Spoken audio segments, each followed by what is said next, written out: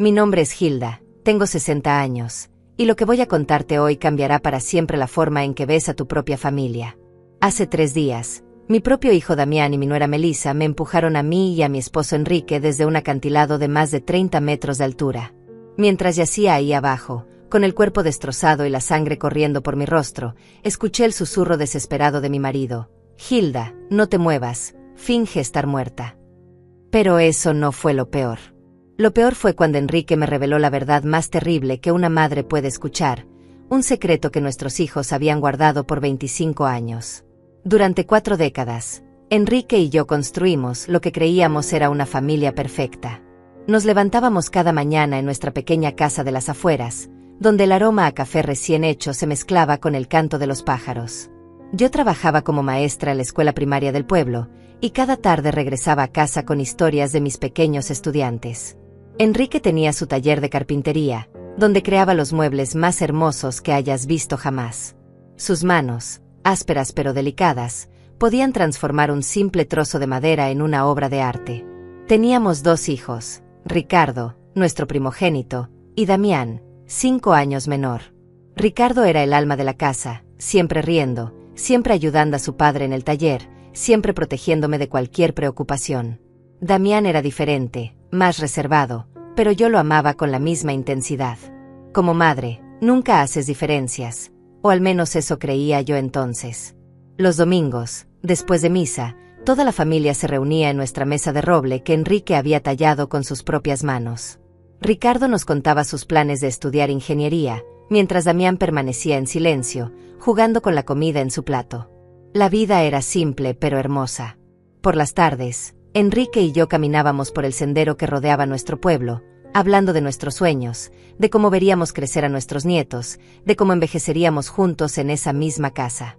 Nunca imaginé que esos paseos serían mi entrenamiento para la caminata que casi me mata. Los fines de semana, organizaba reuniones familiares donde mis hermanas Benita e Inés venían con sus esposos e hijos. La casa se llenaba de risas, de niños corriendo por todos lados, de mujeres compartiendo recetas en la cocina mientras los hombres arreglaban algún problema en el jardín. Enrique era mi compañero perfecto. Después de 40 años de matrimonio, todavía me traía flores silvestres que cortaba camino al trabajo. Me ayudaba a calificar los exámenes de mis alumnos, y yo le sostenía las piezas de madera mientras se las cortaba en su taller. Éramos un equipo, una unidad inquebrantable. O eso pensaba yo. Por las noches, nos sentábamos en el porche a ver las estrellas, planeando nuestro futuro. Hablábamos de viajar cuando nos jubiláramos, de conocer el mar que nunca habíamos visto, de construir una casita más pequeña cuando nuestros hijos formaran sus propias familias. Pero la felicidad perfecta, como descubriría años después, a menudo esconde las tragedias más profundas.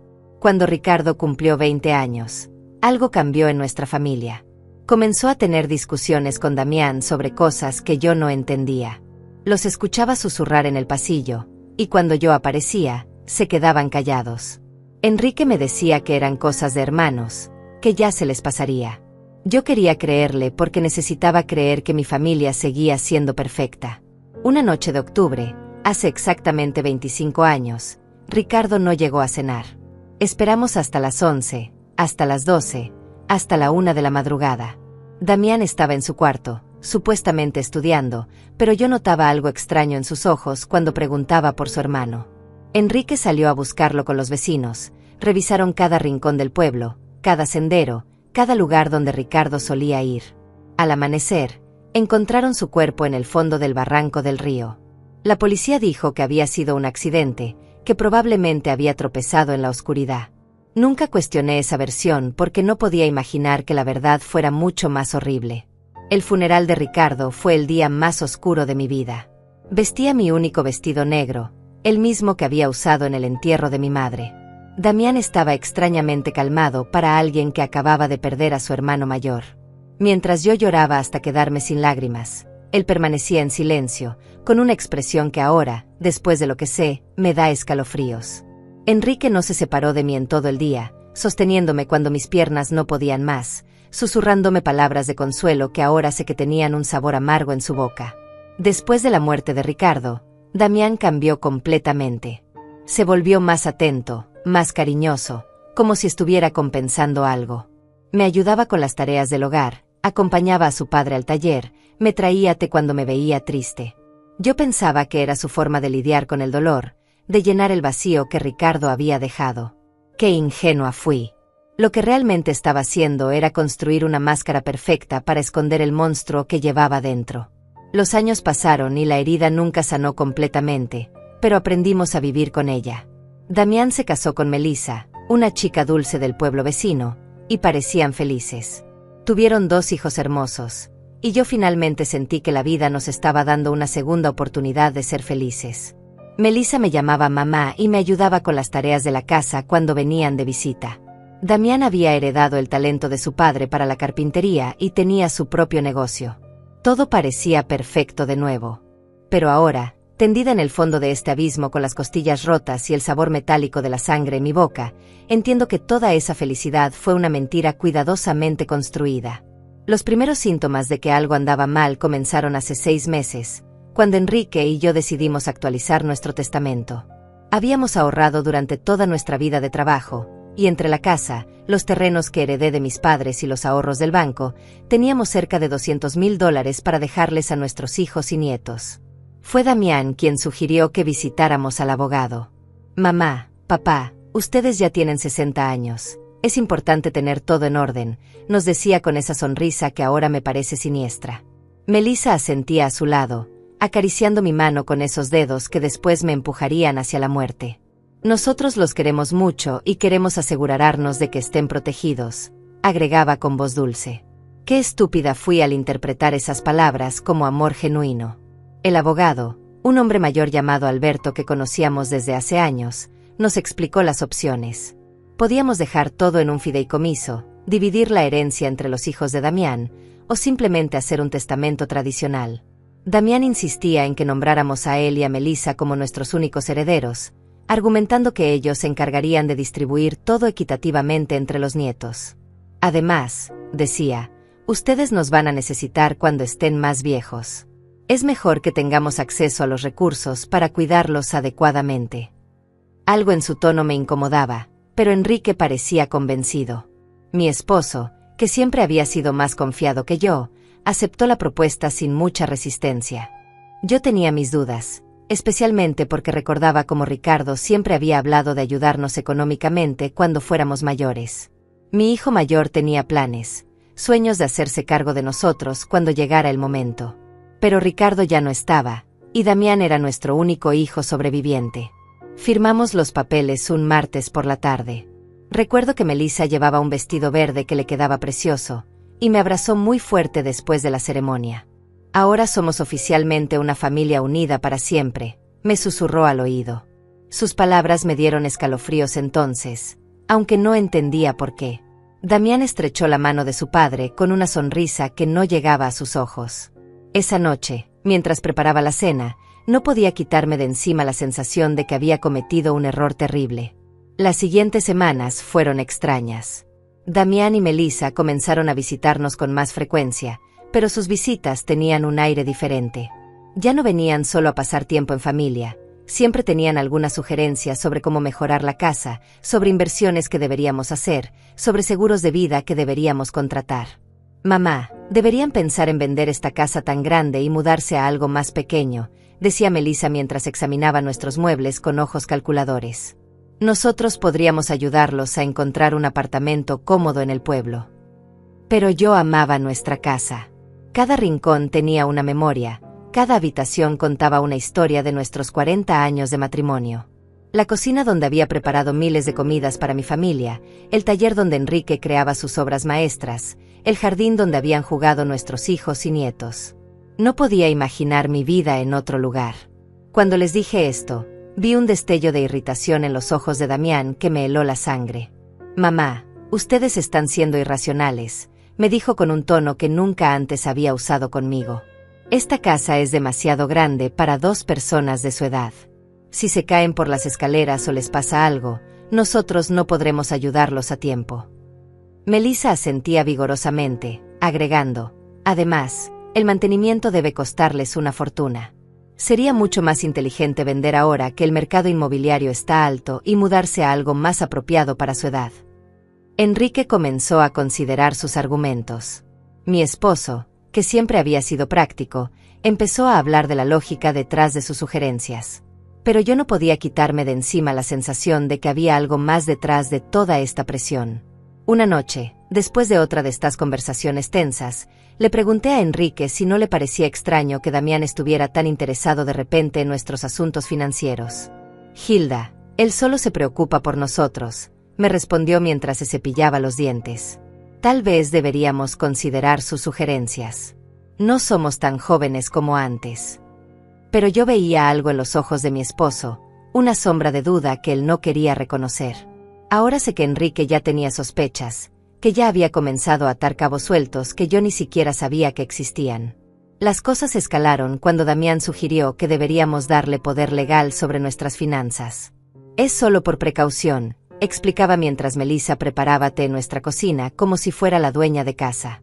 Si alguno de ustedes se enferma o tiene algún problema de salud, nosotros podremos manejar sus asuntos sin complicaciones legales. La forma en que lo decía, tan natural, tan lógica, casi me convenció. Pero había algo en su insistencia que me ponía nerviosa. Esa noche no pude dormir. Me quedé despierta mirando el techo, escuchando la respiración de Enrique a mi lado, tratando de entender por qué me sentía tan inquieta. Al día siguiente, decidí llamar a mi hermana Benita para pedirle consejo. Benita siempre había sido más astuta que yo, más desconfiada de las intenciones de la gente. Cuando le conté sobre las presiones de Damián, se quedó callada por un largo momento. Hilda, me dijo finalmente, ¿no te parece extraño que Damián esté tan ansioso por controlar tu dinero? Quiero decir, él tiene su propio negocio, le va bien económicamente. ¿Por qué necesitaría tanto control sobre tus finanzas? Sus palabras me golpearon como una bofetada. Tenía razón. Damián nunca había mostrado problemas económicos, nunca había pedido dinero prestado, nunca había dado señales de necesitar nuestra ayuda financiera. Esa tarde, cuando Damián llegó para otra de sus conversaciones sobre nuestro futuro, decidí confrontarlo directamente. Hijo, le dije mientras nos sentábamos en la sala, ¿por qué es tan importante para ti tener control sobre nuestros asuntos financieros? Enrique y yo todavía estamos en plenas facultades mentales. Su reacción fue inmediata y reveladora. Su rostro se endureció, y por un momento, vi algo en sus ojos que me recordó a alguien más. Algo frío, calculador, peligroso. Mamá, no se trata de control, respondió con voz tensa. Se trata de amor, de cuidado, de responsabilidad familiar. Pero la forma en que dijo responsabilidad familiar sonaba más como una amenaza que como una expresión de cariño. Melissa, que hasta ese momento había permanecido callada, intervino con su voz dulce pero firme. Hilda, nosotros solo queremos lo mejor para ustedes. Es doloroso ver cómo se preocupan por cosas que nosotros podríamos manejar fácilmente. Esa noche, después de que se fueron, Enrique y yo tuvimos nuestra primera discusión seria en años. Él pensaba que yo estaba siendo paranoica, que estaba buscando problemas donde no los había. Yo insistía en que algo no estaba bien, que el comportamiento de nuestro hijo había cambiado demasiado. Enrique, le dije mientras lavábamos los platos, ¿no recuerdas cómo era Damián antes de que Ricardo muriera? Era diferente, más distante, no sé cómo explicarlo, pero había algo en el que me daba miedo. Mi esposo dejó de lavar el plato que tenía en las manos y me miró fijamente. En sus ojos vi algo que no había visto antes, reconocimiento. Hilda, me dijo en voz muy baja, hay cosas sobre la muerte de Ricardo que nunca te conté. Mi corazón comenzó a latir tan fuerte que pensé que se me saldría del pecho. Las palabras de Enrique me golpearon como un rayo. ¿Qué cosa sobre la muerte de Ricardo?, le pregunté con la voz temblando. Mi esposo se sentó pesadamente en una de las sillas de la cocina, esa misma mesa donde habíamos compartido miles de comidas familiares, donde Ricardo solía hacer sus tareas y donde Damián permanecía siempre en silencio.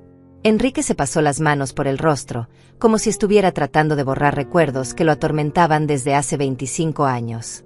La noche que Ricardo murió, comenzó con voz quebrada, Damián no estaba en su cuarto estudiando como nos dijo. Yo lo vi salir de la casa alrededor de las 8 de la noche. Lo seguí porque algo en su actitud me preocupaba. Había estado muy raro esos días, más agresivo, más resentido. Mi esposo hizo una pausa, mirando sus manos como si en ellas estuviera escrita la terrible verdad que había guardado por tanto tiempo. Los vi discutir junto al barranco, Hilda. Los escuché gritarse cosas horribles. Mi mundo comenzó a tambalearse. ¿De qué discutían?, susurré, aunque una parte de mí ya no quería conocer la respuesta. Enrique alzó la vista y vi lágrimas en sus ojos, lágrimas que no había derramado ni siquiera en el funeral de nuestro hijo mayor. Por la herencia, Hilda. Damián estaba furioso porque Ricardo era el mayor, porque según las tradiciones familiares, él heredaría la mayor parte de nuestros bienes. Pero había algo más, algo sobre dinero que Ricardo había encontrado. ¿Qué dinero?, pregunté, sintiendo como el suelo se desvanecía bajo mis pies. Enrique suspiró profundamente antes de continuar. 3 días antes de morir, Ricardo vino a hablar conmigo al taller. Había descubierto que Damián había estado robando dinero de la cuenta de ahorros familiar. Pequeñas cantidades al principio, pero luego sumas más grandes. Ricardo tenía pruebas. Había estado investigando durante meses. Mi mente se negaba a procesar lo que estaba escuchando. Mi hijo menor, el que había sido tan atento después de la muerte de Ricardo, el que nos ayudaba y nos cuidaba, había estado robándonos desde antes de que su hermano muriera. ¿Por qué nunca me dijiste nada?, le reproché a Enrique, sintiendo como la traición se multiplicaba por partida doble. Porque cuando llegué al barranco esa noche, ya era demasiado tarde, respondió con voz ahogada. Vi a Damián de pie junto al cuerpo de Ricardo. Nuestro hijo menor estaba temblando, llorando, repitiendo una y otra vez: fue un accidente, fue un accidente. Me miró con esos ojos desesperados y me suplicó que lo ayudara. Papá, me dijo, Ricardo se tropezó cuando trataba de golpearme. Yo solo me defendí y él perdió el equilibrio. Punto. Las lágrimas corrían por mis mejillas sin que pudiera controlarlas. Pero tú le creíste, murmuré, aunque ya sabía la respuesta. Enrique asintió lentamente, con una expresión de culpa que lo había carcomido durante décadas. Era mi hijo, Hilda. Mi hijo menor me estaba pidiendo ayuda, y Ricardo ya estaba muerto. No podía devolver la vida a uno destruyéndola del otro. Pensé que había sido realmente un accidente, que Damián había aprendido su lección, que se convertiría en un mejor hombre después de esto. ¿Y el dinero robado?, pregunté, necesitando conocer cada detalle de esta pesadilla. Damián me prometió que lo devolvería poco a poco, que había tomado el dinero para invertir en un negocio que había salido mal. Me juró que nunca volvería a hacer algo así. Y yo le creí, Hilda. Dios me perdone, pero le creí porque necesitaba creer que mi hijo no era un asesino. Me levanté de la mesa tambaleándome, apoyándome en la pared para no caer.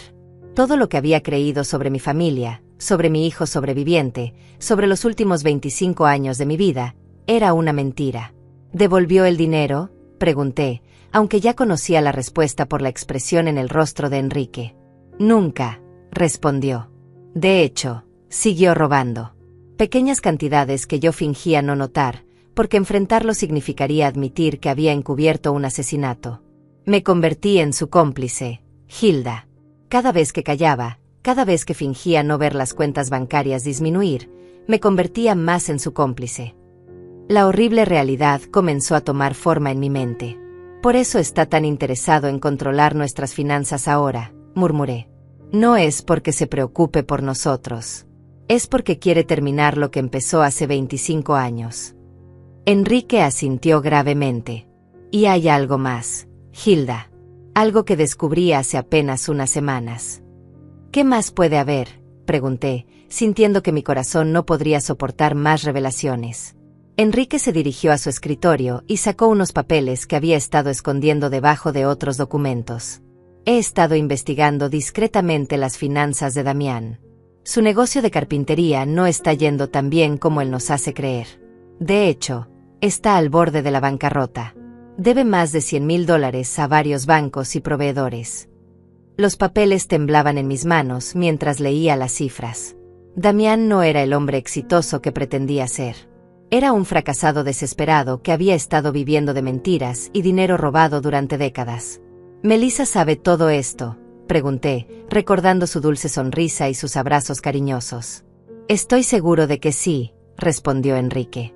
He notado cómo ella dirige las conversaciones cuando hablan de nuestro dinero.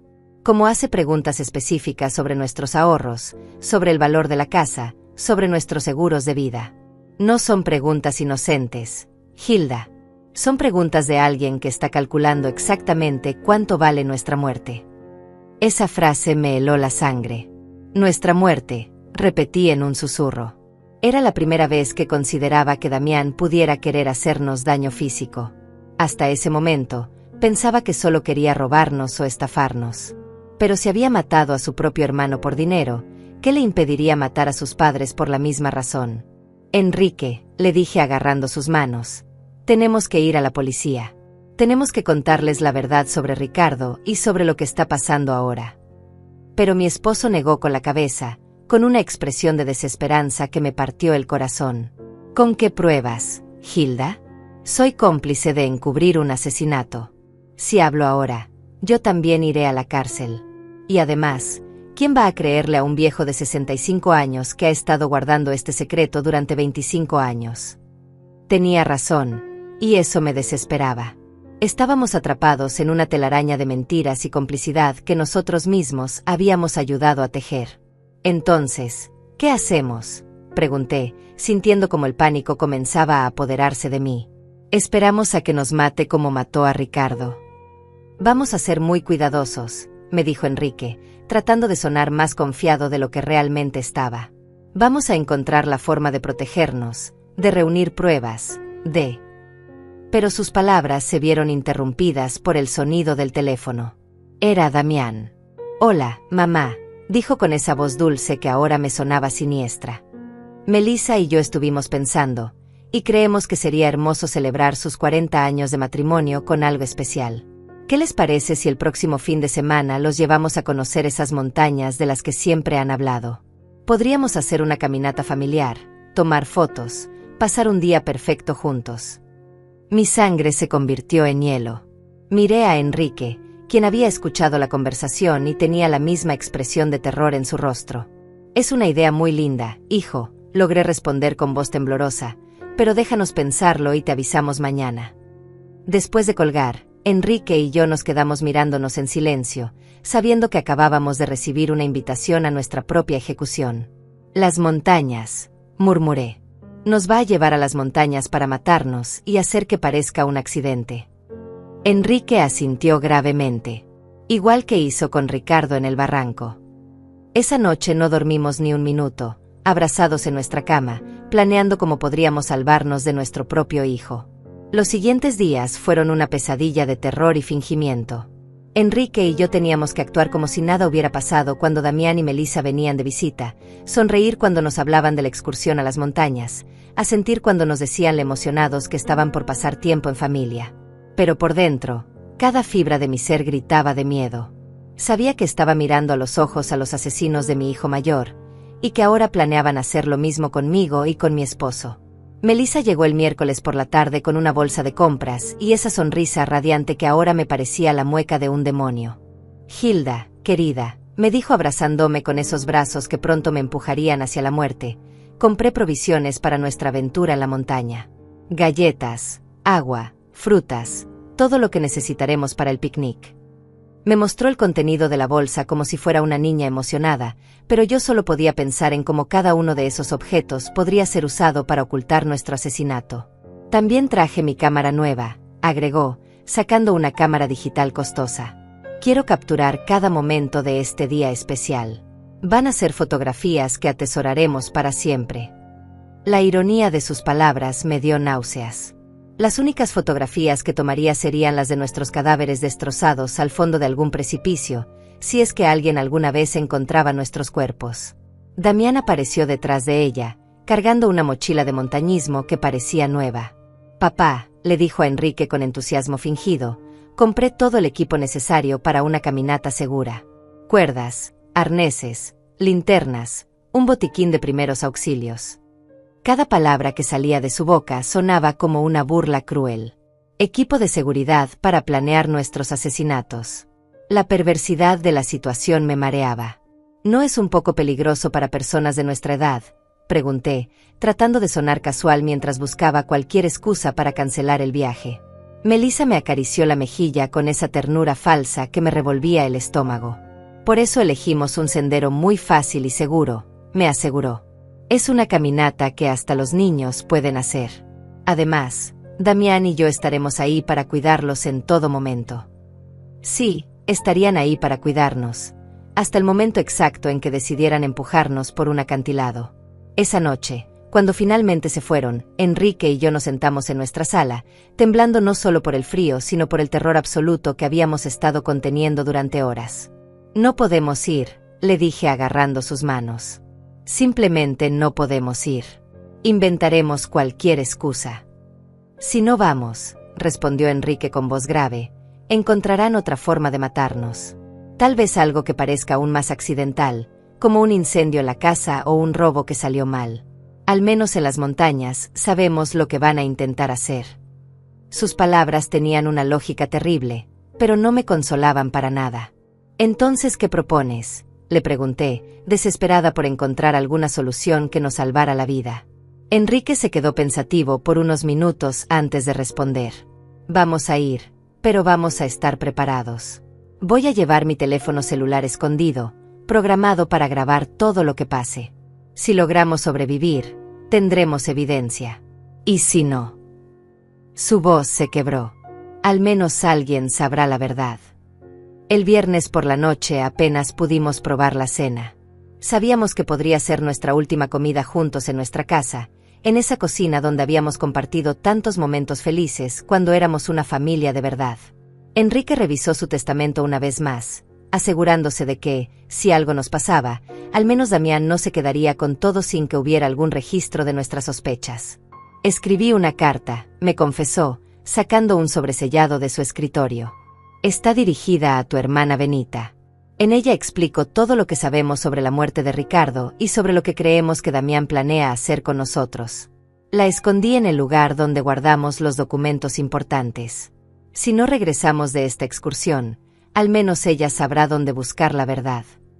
Esa noche nos acostamos abrazados, susurrándonos palabras de amor que podrían ser las últimas. Si algo me pasa, me dijo Enrique, quiero que sepas que estos 40 años contigo han sido lo mejor de mi vida. A pesar de todo, a pesar de los errores y los secretos, te amo más que a mi propia vida. Yo lloré en silencio, memorizando el ritmo de su respiración, el calor de su cuerpo, el olor de su piel. El sábado amaneció con un cielo despejado que parecía burlarse de nuestra situación. Damián llegó temprano, silbando una melodía alegre que me heló la sangre. Buenos días, tortolitos, gritó desde la puerta de entrada. Listos para su gran aventura. Melissa apareció detrás de él, radiante como una novia el día de su boda, excepto que esta era una boda con la muerte. Durante el desayuno, que apenas pudimos tocar, Damián nos explicó detalladamente la ruta que seguiríamos. Es un sendero precioso, decía mientras extendía un mapa sobre la mesa. Lleva a un mirador desde donde se puede ver todo el valle. Dicen que las vistas son espectaculares. Sus ojos brillaban con un entusiasmo que me parecía demoníaco. Por supuesto que las vistas serían espectaculares, serían las últimas que veríamos en nuestra vida. El sendero tiene algunas partes un poco empinadas, agregó Melissa, como si estuviera dándonos información útil para turistas, pero nada que no puedan manejar personas expertas como ustedes. Su comentario sobre nuestras supuestas habilidades de montañismo me sonó como una broma cruel. Éramos dos personas de 60 años que apenas caminábamos por el parque de vez en cuando. Mientras cargábamos el coche, pude ver cómo Damián revisaba meticulosamente su mochila, asegurándose de que llevara todo lo necesario para su plan. Vi cuerdas, una pala pequeña, y algo que parecía ser una pistola de bengalas. ¿Para qué es eso?, le pregunté señalando la pistola. Por seguridad, respondió sin inmutarse. Si nos perdemos o algo sale mal, podemos enviar una señal de socorro. Claro, enviarían una señal de socorro después de empujarnos por un precipicio, para que encontraran nuestros cuerpos y confirmaran que había sido un accidente trágico durante una caminata familiar. Todo estaba calculado, cada detalle había sido planeado para que nuestros asesinatos parecieran perfectamente naturales. El viaje en coche hasta las montañas duró 2 horas que se sintieron como una eternidad. Melissa puso música alegre en el radio y cantaba junto con las canciones, como si realmente estuviéramos yendo a una excursión familiar divertida. Damián manejaba con cuidado, respetando todos los límites de velocidad, deteniéndose en cada señal de alto. No quería arriesgarse a tener un accidente que arruinara sus planes perfectos.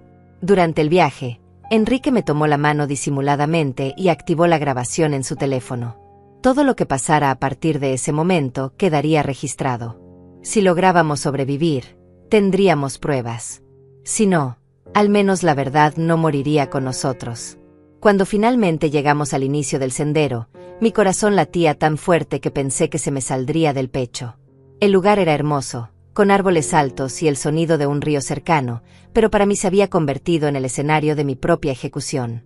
Damián y Melissa bajaron las mochilas del coche, sonriendo y bromeando como si fuera el día más feliz de sus vidas. ¿Listos para la aventura?, preguntó Damián, y por primera vez en 25 años, vi en sus ojos el mismo brillo frío que había tenido la noche que mató a su hermano. El sendero comenzó siendo relativamente fácil, serpenteando entre árboles frondosos y rocas cubiertas de musgo. Melissa caminaba delante de nosotros, tomando fotografías constantemente y comentando sobre la belleza del paisaje. «Miren esas flores silvestres», exclamaba señalando hacia arbustos llenos de flores amarillas. «Y ese pájaro tan hermoso». Su actuación era perfecta, la de una nuera cariñosa disfrutando de un día especial con sus suegros. Damián caminaba detrás de nosotros, supuestamente para asegurarse de que no nos rezagáramos, pero yo podía sentir sus ojos clavados en nuestras espaldas como dagas. Cada vez que me volteaba para mirarlo, me sonreía con esa sonrisa que había perfeccionado durante 25 años de mentiras. «¿Cómo van, papás?», preguntaba con falsa preocupación. «Necesitan que paremos a descansar». Después de una hora de caminata, comenzamos a subir por una parte más empinada del sendero. Mis piernas ya se sentían pesadas, y Enrique respiraba con dificultad. No estábamos acostumbrados a este tipo de ejercicio, y nuestros hijos asesinos lo sabían perfectamente.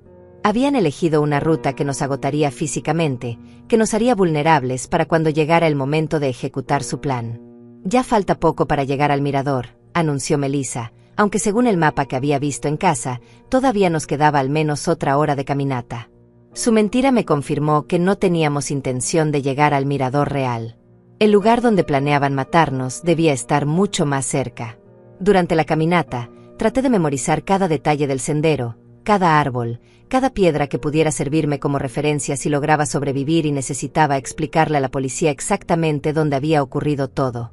Enrique hacía lo mismo, y ocasionalmente intercambiábamos miradas cargadas de terror y determinación. Sabíamos que estábamos caminando hacia nuestra muerte, pero también sabíamos que era nuestra única oportunidad de obtener pruebas contra nuestros asesinos. «Oh, miren eso», gritó de repente Melissa, señalando hacia una formación rocosa que se alzaba a nuestra derecha. «Ese acantilado tiene una vista increíble. ¿Por qué no subimos hasta ahí para tomar algunas fotos especiales?» Mi sangre se heló. Ahí estaba, el lugar que habían elegido para nuestro asesinato. El acantilado se alzaba unos 30 metros sobre el sendero principal, accesible por un sendero secundario que parecía mucho más peligroso que el que habíamos estado siguiendo. Las rocas estaban sueltas, había menos árboles para agarrarse en caso de tropezar, y desde arriba se podía ver un precipicio que caía hacia un barranco profundo lleno de rocas puntiagudas. «No sé si sea buena idea», dije tratando de sonar casual. «Ese sendero parece bastante peligroso para personas de nuestra edad». Pero Damián ya había comenzado a caminar hacia la desviación, cargando su mochila llena de equipo de seguridad que sabía que no usaría para salvarnos. «Vamos, mamá», me dijo con esa voz que usaba cuando era niño y quería convencerme de algo. «Solo serán unos minutos. Además, Melissa tiene razón, las fotos desde ahí arriba van a quedar espectaculares». La forma en que dijo espectaculares me hizo temblar. Serían espectaculares para quien las viera después, como evidencia de nuestro accidente. Enrique me apretó la mano disimuladamente, recordándome que su teléfono estaba grabando todo. Teníamos que seguir adelante, teníamos que llegar hasta el final para obtener las pruebas que necesitábamos. Si nos negábamos ahora, simplemente encontrarían otra oportunidad, otro lugar, otra excusa para matarnos. La subida hacia el acantilado fue agotadora. Las rocas sueltas se deslizaban bajo nuestros pies, y más de una vez estuve a punto de caer. Pero lo más aterrador era darme cuenta de lo perfecto que era este lugar para un asesinato. Si alguien accidentalmente tropezaba y caía desde arriba, no habría forma de sobrevivir. Y lo más importante, no habría testigos. «Ya casi llegamos», gritó Melissa desde arriba, donde ya había llegado con la agilidad de alguien que había planeado esta ruta cuidadosamente. Damián la siguió, y luego nos ayudó a Enrique y a mí a completar los últimos metros de la subida. Sus manos en mis brazos se sentían como las garras de un buitre. El mirador era, efectivamente, espectacular. Desde ahí se podía ver todo el valle, las montañas en la distancia, y el río serpenteando entre los árboles. En cualquier otra circunstancia, habría sido un momento hermoso para compartir con la familia. Pero sabiendo lo que sabía, el lugar me parecía el escenario perfecto para una pesadilla. «Vengan aquí para las fotos», gritó Melissa, posicionándose cerca del borde del acantilado. «Quiero que el valle quede de fondo». Enrique y yo nos acercamos lentamente, cada paso acercándonos más a nuestro destino final. Podía ver cómo Damián se posicionaba estratégicamente detrás de nosotros, calculando ángulos, midiendo distancias. «Perfecto», exclamó Melissa, alzando su cámara. «Ahora abrácense y sonrían». Enrique y yo nos abrazamos, probablemente por última vez, mientras ella tomaba foto tras foto. Cada flash de la cámara me parecía un rayo anunciando la tormenta que estaba por venir. «Tomen una más», sugirió Damián, acercándose a nosotros. «Pero esta vez párense un poquito más atrás, para que se vea mejor el paisaje». Un paso más atrás significaba estar exactamente en el borde del precipicio. Enrique y yo intercambiamos una mirada. Había llegado el momento. Nos movimos hacia atrás como nos habían pedido, sintiendo como el suelo sólido desaparecía bajo nuestros pies y solo quedaba el vacío del abismo detrás de nosotros. Melissa alzó la cámara una vez más, pero esta vez vi algo diferente en sus ojos. Ya no había necesidad de fingir. La máscara había caído. «Sonrían», dijo con una voz que ya no tenía nada de dulce. «Esta va a ser su última foto». En ese momento, Damián se lanzó hacia nosotros con los brazos extendidos. El plan era simple: empujarnos hacia atrás para que cayéramos al vacío, tomar algunas fotos del accidente y luego bajar para descubrir nuestros cuerpos destrozados. Pero Enrique había estado preparándose para este momento. En el último segundo, se las arregló para agarrar la muñeca de Damián y tirar de él hacia adelante. «Si vamos a morir, tú vienes con nosotros», le gritó con una furia que no le había visto jamás. Por un momento, los cuatro estuvimos tambaleándonos en el borde del acantilado, agarrándonos unos a otros en una danza macabra entre la vida y la muerte. Melissa gritaba y trataba de ayudar a Damián, pero el peso de todos nosotros era demasiado. Sentí como el suelo cedía bajo mis pies, como la gravedad comenzaba a ganar la batalla. Y entonces caímos. Los cuatro juntos, abrazados en un abrazo mortal, gritando mientras el aire silbaba a nuestro alrededor y el suelo rocoso se acercaba a una velocidad vertiginosa. En esos segundos que duraron una eternidad, pensé en Ricardo, en cómo debió sentirse cuando Damián lo empujó al barranco 25 años atrás. El impacto fue brutal. Escuché el sonido horrible de huesos quebrándose, el de mi propio cuerpo destrozándose contra las rocas. El dolor era indescriptible, pero aún más terrible era el sabor de la sangre en mi boca y la certeza de que esta vez, Damián había ganado. Esta vez, no habría testigos que pudieran contar la verdad. Pero entonces escuché la voz de Enrique, débil pero clara: «Hilda, no te muevas, finge estar muerta». Y me di cuenta de algo increíble: todavía estaba viva. El dolor era tan intenso que pensé que me volvería loca.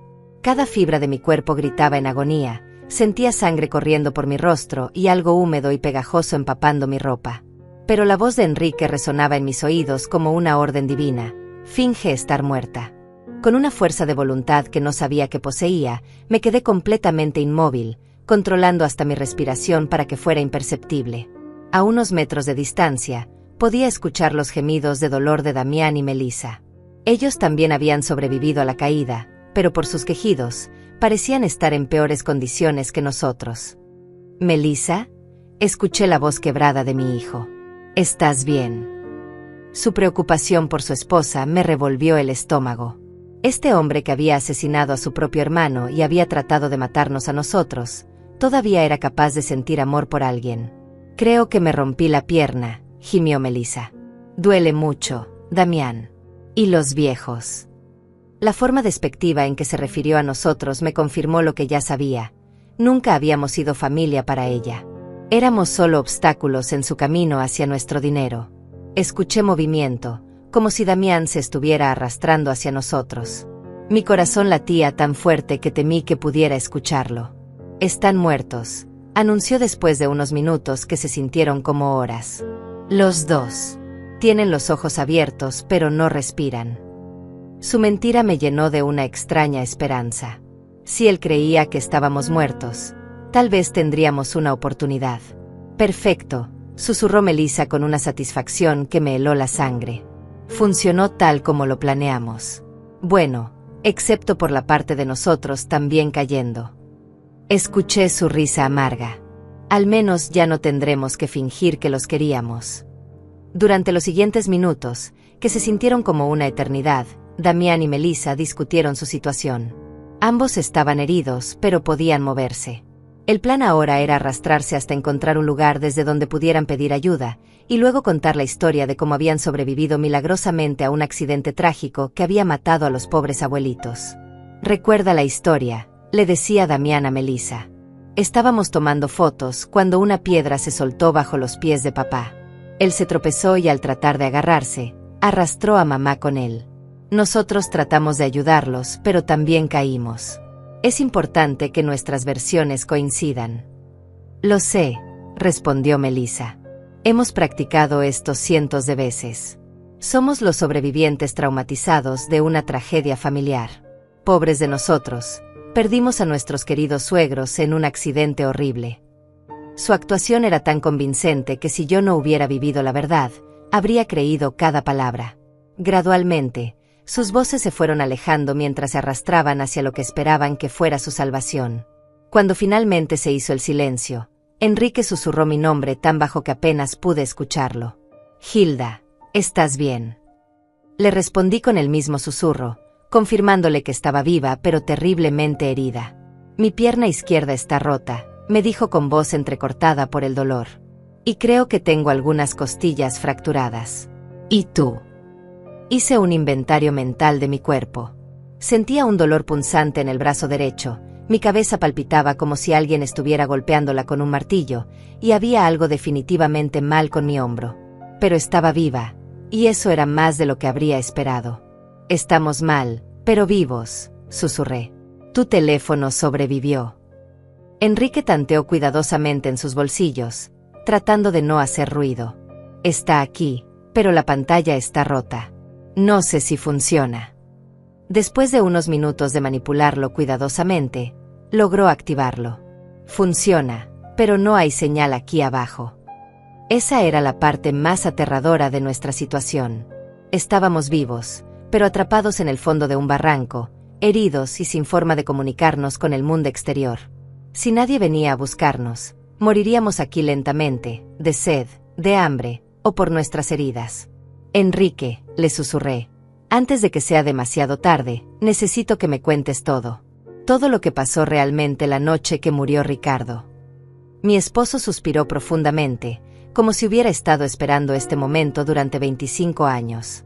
Esa noche, comenzó con voz temblorosa, Ricardo vino a buscarme al taller.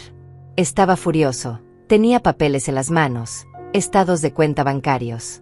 Me mostró evidencia de que Damián había estado robando dinero de nuestras cuentas durante meses. Pequeñas cantidades al principio, luego sumas más grandes. Ricardo había estado investigando porque había notado discrepancias en nuestros ahorros. El dolor físico se mezclaba con el dolor emocional mientras escuchaba la verdad que había estado oculta durante décadas. Ricardo quería confrontar a Damián esa misma noche, continuó Enrique. Yo traté de calmarlo, de convencerlo de que esperáramos hasta el día siguiente, pero él estaba decidido. Dijo que no podía dormir sabiendo que su hermano menor nos estaba robando. ¿Y lo seguiste?, pregunté, aunque ya conocía la respuesta. Lo seguí porque tenía miedo de lo que pudiera pasar. Conocía el temperamento de Ricardo cuando se enojaba, y también había notado algo extraño en Damián últimamente. Una frialdad que me daba escalofríos. Cuando llegué al barranco, continuó Enrique, los encontré gritándose. Ricardo tenía los papeles en la mano, agitándolos frente a la cara de Damián. «Eres un ladrón», le gritaba. Le estás robando a nuestros propios padres. Damián negaba todo, decía que Ricardo estaba loco, que estaba inventando cosas. Mi corazón se aceleró mientras imaginaba la escena. Mis dos hijos, enfrentándose en la oscuridad, uno acusando al otro de traición. ¿Qué pasó después? Enrique hizo una pausa larga antes de continuar.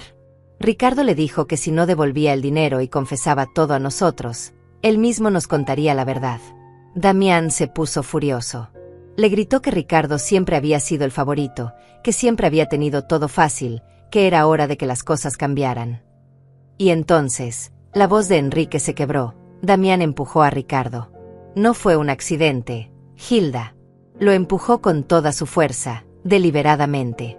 Vi cómo Ricardo trataba de mantener el equilibrio, cómo sus brazos se agitaban desesperadamente buscando algo a lo que agarrarse. Pero era demasiado tarde. Las lágrimas corrían por mis mejillas, mezclándose con la sangre de mis heridas. ¿Por qué nunca me dijiste la verdad? Enrique suspiró profundamente. Porque cuando llegué hasta donde estaba Damián, él estaba llorando, temblando, diciéndome una y otra vez que había sido un accidente, que no había querido hacerlo. Me suplicó que no te dijera nada, que no podía perderte a ti también.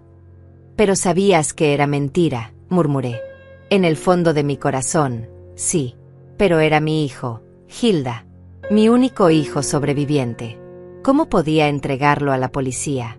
¿Cómo podía destruir lo que quedaba de nuestra familia? Su justificación me dolía tanto como mis heridas físicas. Y el dinero robado, continuó. Damián me prometió que lo devolvería poco a poco. Me juró que había sido una mala decisión, que había estado desesperado, que nunca volvería a pasar.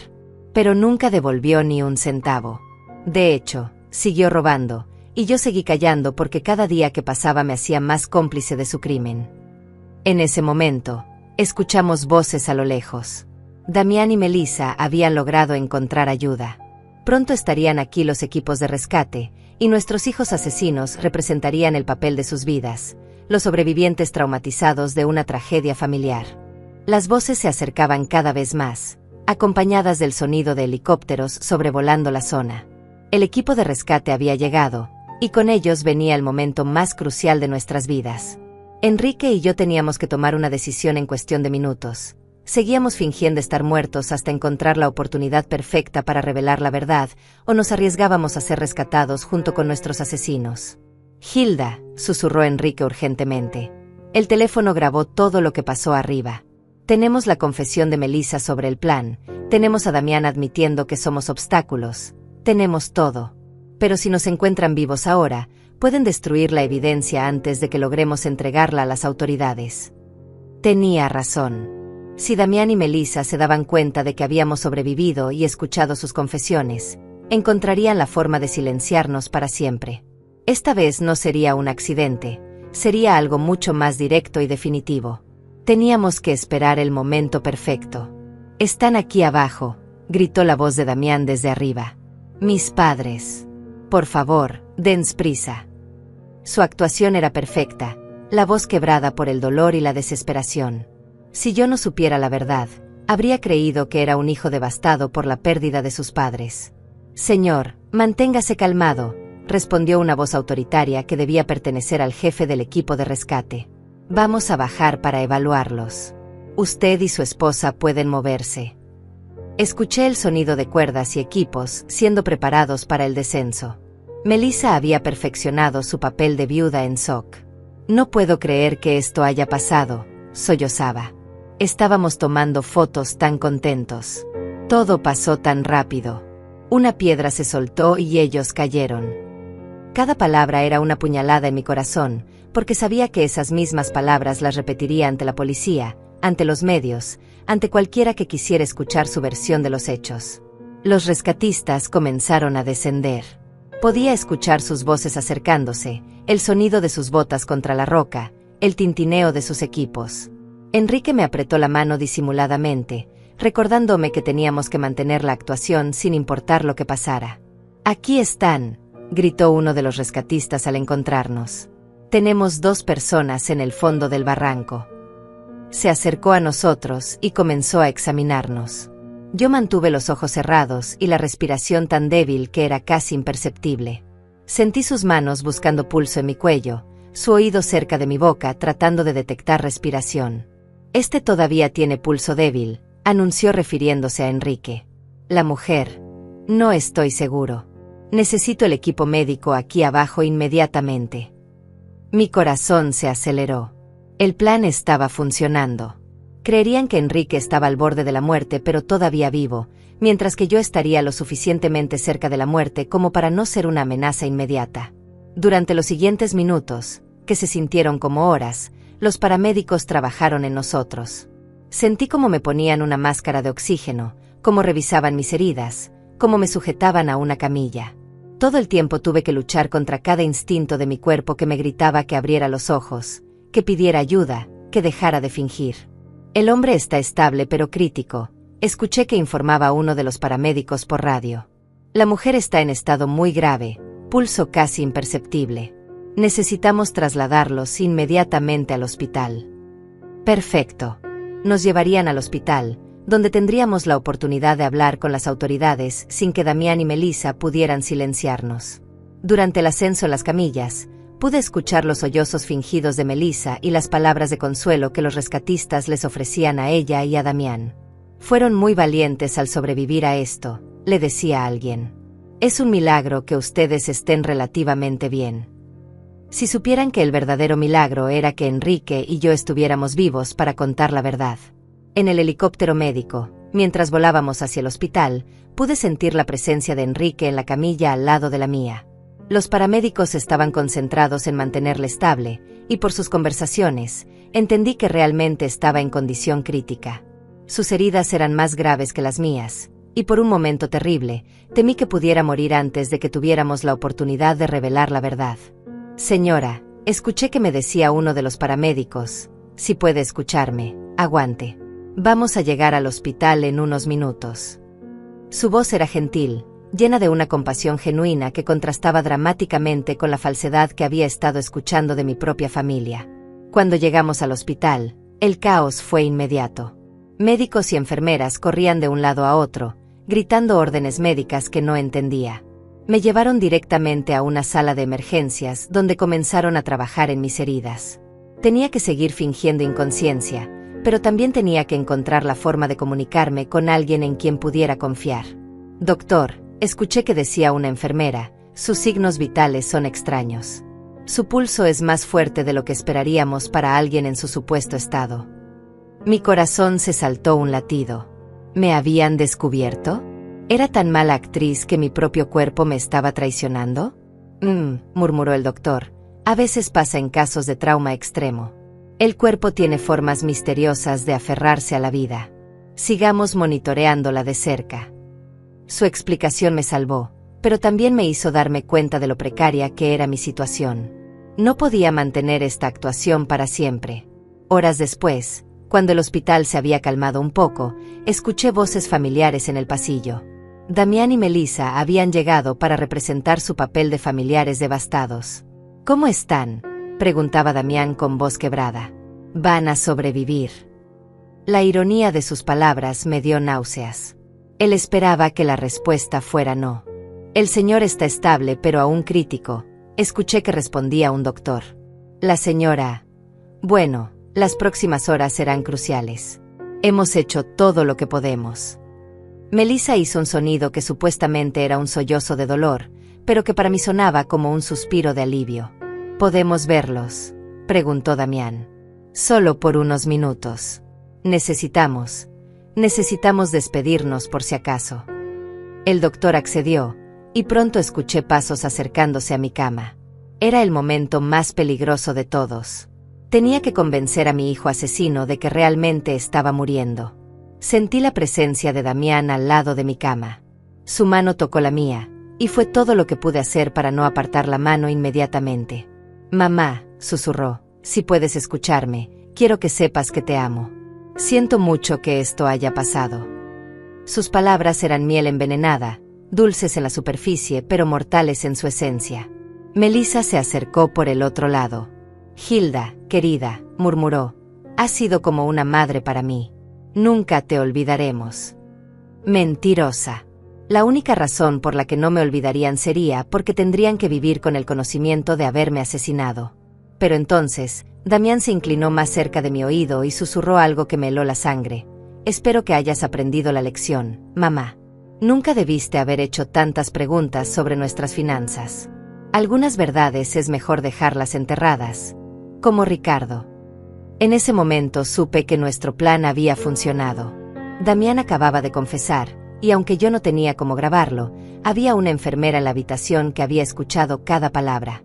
El susurro de Damián resonó en mis oídos como una confesión directa de su culpabilidad. Había mencionado a Ricardo, había admitido que algunas verdades debían permanecer enterradas, y lo más importante, había reconocido que nuestras preguntas sobre las finanzas habían sido la razón de nuestro accidente. Pero necesitaba más que eso. Necesitaba una confesión completa que no pudiera ser malinterpretada o negada después. La enfermera que había escuchado el comentario, una mujer joven llamada Inés según su placa identificativa, se había quedado inmóvil junto a la máquina de monitoreo. Vi a través de mis párpados entrecerrados cómo sus ojos se abrían con sorpresa y horror. Había escuchado algo que no debería haber escuchado, y su expresión me dijo que entendía perfectamente las implicaciones de esas palabras. «¿Qué dijiste sobre Ricardo?», susurró Melissa, evidentemente sorprendida por la mención del hermano muerto. Damián se tensó, dándose cuenta de que había hablado más de la cuenta. «Nada», murmuró. «Solo que, bueno, mamá siempre se preguntó qué pasó realmente esa noche. Supongo que ahora ya no importa». Pero sí importaba, y Melissa era lo suficientemente inteligente para darse cuenta de que su esposo había cometido un error. «Damián», le dijo con voz tensa, «vámonos. Los médicos necesitan espacio para trabajar». Podía sentir la tensión entre ellos, la comprensión mutua de que habían dicho demasiado en el lugar equivocado. Después de que se fueron, la enfermera Inés se acercó a mi cama. «Señora», me susurró tan bajo que apenas pude escucharla, «sé que puede oírme. Lo que acabo de escuchar no es normal. Si está en peligro, necesita decírmelo de alguna forma». Su voz tenía una urgencia que me llenó de esperanza. Alguien más había comenzado a sospechar. Muy lentamente, casi imperceptiblemente, moví mi dedo índice. Fue el movimiento más pequeño posible, pero Inés lo notó inmediatamente. «Dios mío», susurró. «Está fingiendo estar inconsciente». Volví a mover el dedo, esta vez 2 veces. «Sí. Escuche», me dijo acercándose aún más. «Voy a fingir que estoy revisando sus monitores. Si está en peligro por parte de esas personas que acaban de estar aquí, mueva el dedo 3 veces». Sin dudar, moví el dedo 3 veces. Inés ahogó un grito. «Ellos le hicieron esto». 3 movimientos más. La enfermera se alejó de mi cama y fingió revisar mi suero intravenoso mientras procesaba lo que acababa de descubrir. Podía ver en su expresión que estaba luchando con la decisión de qué hacer. Finalmente, se acercó de nuevo. «Voy a hablar con el doctor a cargo», me susurró. «Pero necesito que siga fingiendo hasta que podamos protegerla. ¿Entiende?». Moví el dedo una vez. Los siguientes minutos fueron agonizantes. Inés salió de la habitación, y yo me quedé sola, esperando y rezando para que creyera mi historia y que tomara las acciones correctas. Finalmente, escuché pasos acercándose. Era Inés, acompañada de un hombre mayor que debe haber sido el doctor jefe, y sorprendentemente, 2 oficiales de policía. «Señora», dijo el doctor en voz baja, «la enfermera Inés me contó sobre su situación. Si puede escucharme, necesitamos que sepa que está segura ahora. Los oficiales están aquí para protegerla». Sentí una oleada de alivio tan intensa que casi rompo mi actuación. «¿Puede abrir los ojos?», preguntó uno de los oficiales. Lentamente, muy lentamente, abrí los ojos. La luz del hospital me cegó momentáneamente, pero gradualmente pude enfocar las caras preocupadas que me rodeaban. «Gracias a Dios», murmuró Inés. «Pensé que estaba volviéndome loca».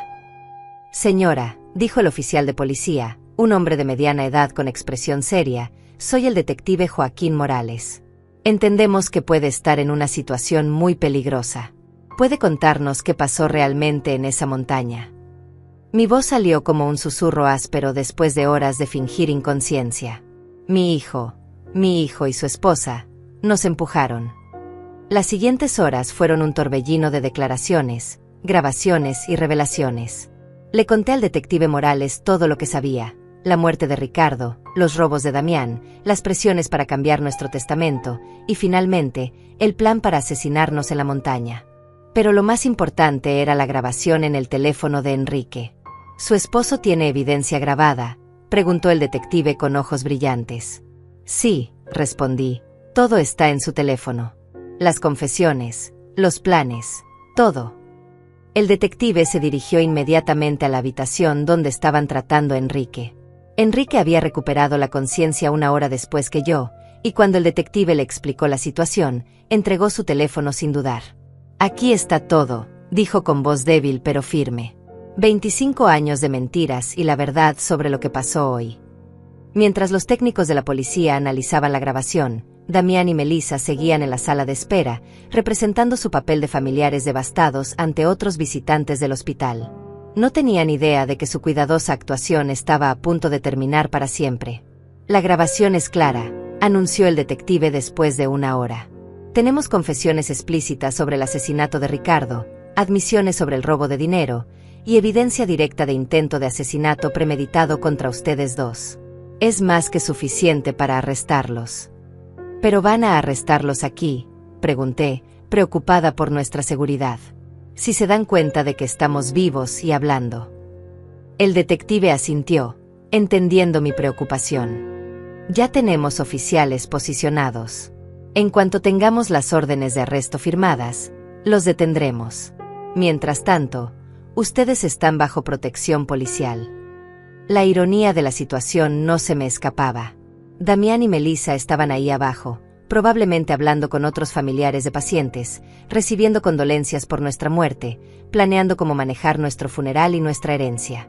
No tenían idea de que arriba, en las habitaciones del hospital, estábamos destrozando su mundo cuidadosamente construido de mentiras. «Hay algo más», dijo el detective, sacando una carpeta de papeles. Después de escuchar su historia, investigamos las finanzas de su hijo. No solo está en bancarrota como usted sospechaba. También debe dinero a algunas personas muy peligrosas. Prestamistas no oficiales que no aceptan excusas. Mi sangre se heló. ¿Quiere decir qué? Que ustedes no eran solo inconvenientes para él, confirmó el detective. Eran su única salvación. Con la herencia de ustedes, podría pagar sus deudas y empezar de nuevo. Sin ustedes, probablemente estaría muerto en unas semanas. Esa revelación añadía una nueva dimensión a la traición. No solo nos había visto como obstáculos, nos había visto como su salvavidas financiero. Nuestra muerte no era solo conveniente para él, era absolutamente necesaria para su supervivencia. ¿Y qué pasará con nuestros nietos?, pregunté, sintiendo una nueva ola de dolor al pensar en los hijos inocentes de Damián y Melissa. Servicios Sociales se hará cargo de ellos temporalmente, respondió el detective con gentileza. Pero según entiendo, ustedes podrían solicitar la custodia una vez que se recuperen de sus heridas. La idea de criar a los hijos de nuestros propios asesinos era abrumadora, pero también era la única forma de asegurar que algo bueno saliera de esta pesadilla. Esos niños eran inocentes, y merecían una oportunidad de crecer en un hogar donde el amor fuera real, no fingido. Es hora, anunció el detective cuando otro oficial entró a la habitación con papeles en la mano. Las órdenes están firmadas. Vamos a arrestarlos ahora.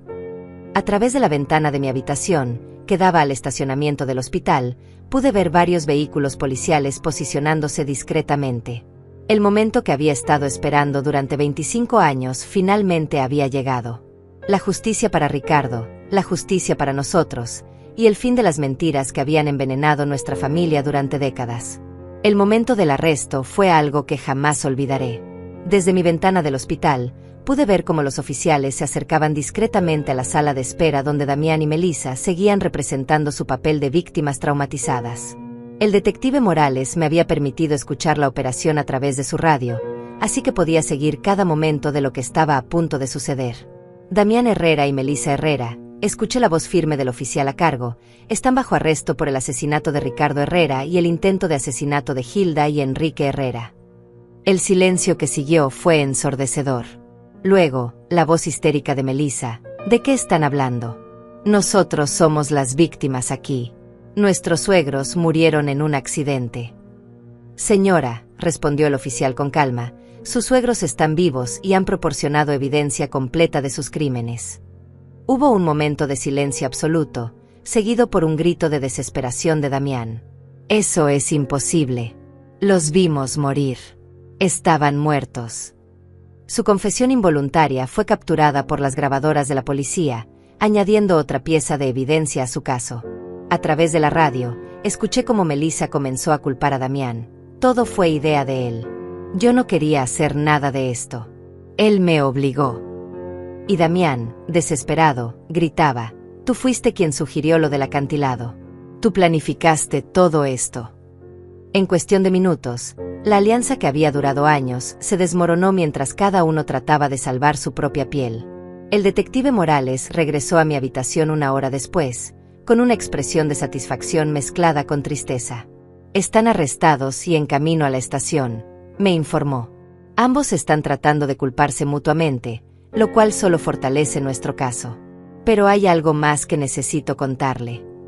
¿Qué más?, pregunté, aunque no estaba segura de que mi corazón pudiera soportar más revelaciones.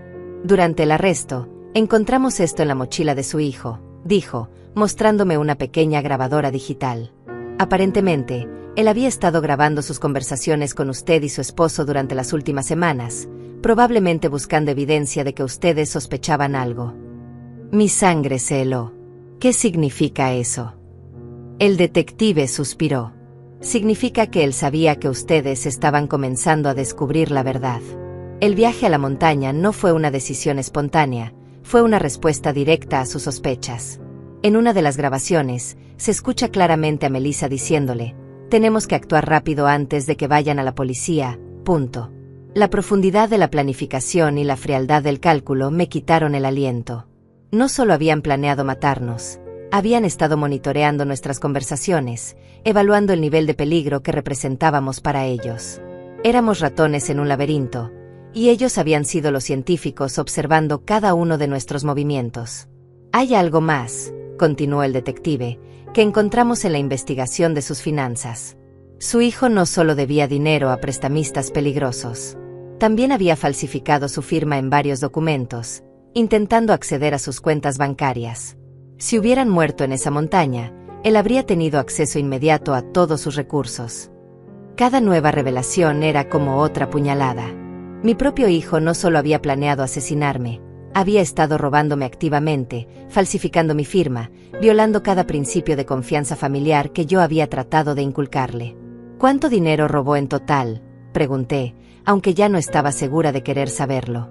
Cerca de $50,000 durante los últimos 5 años, respondió el detective. Pequeñas cantidades que él pensó que ustedes no notarían, pero que sumadas representan una cantidad significativa. $50,000. El dinero que Enrique y yo habíamos ahorrado durante décadas de trabajo duro, centavo por centavo, había estado financiando la vida de lujo de nuestro hijo mientras él planeaba nuestro asesinato. Los días siguientes en el hospital fueron un torbellino de entrevistas policiales, visitas de abogados y llamadas de medios de comunicación que habían captado la historia. La prensa local había titulado el caso como la traición familiar más horrible de la década, y reporteros de todo el país querían escuchar nuestra versión de los hechos. Mi hermana Benita llegó desde el pueblo vecino, llorando y abrazándome como si no me hubiera visto en décadas. Hilda, me decía una y otra vez, siempre supe que había algo extraño en Damián después de la muerte de Ricardo, pero nunca imaginé que fuera capaz de esto. Sus palabras me consolaron porque confirmaban que mis instintos maternos no habían estado completamente ciegos. ¿Y los niños?, le pregunté sobre mis nietos, que ahora estaban bajo la custodia temporal de los servicios sociales. Los vi ayer, me respondió Benita con tristeza. Están confundidos, preguntando por qué sus padres no pueden venir a casa. Son demasiado pequeños para entender lo que realmente pasó. El abogado que habíamos contratado, el mismo Alberto que había preparado nuestro testamento, vino a vernos con noticias sobre el proceso legal. El caso es sólido, nos aseguró. Con las grabaciones, las confesiones durante el arresto y toda la evidencia financiera, es casi imposible que escapen de condenas significativas. Pero entonces añadió algo que me heló la sangre. Sin embargo, están tratando de negociar una declaración de culpabilidad menor alegando que fue un crimen pasional, no premeditado. «Crimen pasional», exclamé indignada. «Planearon esto durante semanas. Compraron equipo especial. Eligieron el lugar perfecto». Alberto asintió gravemente. «Lo sé, y tenemos evidencia de la premeditación. Pero sus abogados van a argumentar que fue una decisión desesperada tomada bajo presión financiera extrema». La idea de que pudieran recibir sentencias reducidas por sus crímenes me llenaba de furia. Habían asesinado a Ricardo, habían tratado de asesinarnos a nosotros, habían robado nuestro dinero durante años, y ahora querían presentarse como víctimas de las circunstancias. «¿Qué podemos hacer para asegurar que reciban lo que merecen?», pregunté. «Testificar», respondió Alberto simplemente. «Su testimonio, combinado con toda la evidencia, será crucial para que el jurado entienda la verdadera naturaleza de estos crímenes. Pero les advierto, va a ser emocionalmente devastador enfrentar a su hijo en la corte». Tenía razón. La idea de mirar a Damián a los ojos durante el juicio, de escuchar a sus abogados tratar de justificar lo injustificable, de revivir públicamente cada momento de esta pesadilla, era abrumadora. Pero era lo que tenía que hacer por Ricardo, por nosotros, y por mis nietos que merecían conocer la verdad sobre sus padres. 3 semanas después del arresto, Enrique y yo finalmente pudimos ir a casa. Nuestras heridas habían sanado lo suficiente como para permitirnos movernos, aunque él seguía necesitando muletas y yo tenía el brazo en cabestrillo. La casa se sentía extraña, como si fuera el escenario de una obra de teatro después de que todos los actores se hubieran ido. Todo estaba exactamente como lo habíamos dejado el día de nuestra excursión familiar. Los platos del desayuno seguían en el fregadero, la cama estaba deshecha, las flores que Damián me había traído esa semana seguían en la mesa de la cocina, ahora marchitas y muertas. Era como si el tiempo se hubiera detenido en el momento en que nuestra vida normal terminó para siempre. «¿Crees que alguna vez podremos ser felices de nuevo?», le pregunté a Enrique esa primera noche de regreso, mientras nos acostábamos en nuestra cama familiar. Él me abrazó con el brazo que no tenía lastimado y suspiró profundamente. «No lo sé, Hilda. Pero estamos vivos, tenemos la verdad de nuestro lado, y por primera vez en 25 años, no tenemos que vivir con secretos». El juicio comenzó 6 meses después. El día que tuve que testificar, miré a Damián directamente a los ojos por primera vez desde el arresto. No vi remordimiento, no vi dolor, no vi al hijo que había criado. Vi a un extraño frío y calculador que se había disfrazado de mi hijo durante décadas. Cuando terminé mi testimonio, después de relatar cada detalle horrible de nuestra experiencia, me dirigí directamente a él desde el estrado de los testigos. «Damián, no sé quién eres, pero ya no eres mi hijo. Mi hijo murió la noche que mataste a Ricardo, y lo que ha estado viviendo en su lugar durante 25 años es un monstruo que yo ayudé a criar sin darme cuenta». El jurado deliberó durante 3 días antes de encontrar a Damián culpable de asesinato en primer grado por la muerte de Ricardo e intento de asesinato en primer grado por lo que nos hizo a nosotros. Melissa recibió la misma condena como cómplice. Ambos fueron sentenciados a cadena perpetua sin posibilidad de libertad condicional. Ahora, 1 año después, Enrique y yo hemos comenzado el proceso de adoptar formalmente a nuestros nietos. Son niños hermosos e inocentes que merecen una oportunidad de crecer sabiendo lo que es el amor verdadero, no el amor manipulador y tóxico que recibieron de sus padres biológicos. Todas las noches, cuando los acuesto, les hablo de su tío Ricardo, el hermano que nunca conocieron. Les cuento sobre su bondad, su honestidad, su sueño de ser ingeniero. Quiero que sepan que había bondad en su familia, aunque sus padres eligieron el camino de la oscuridad.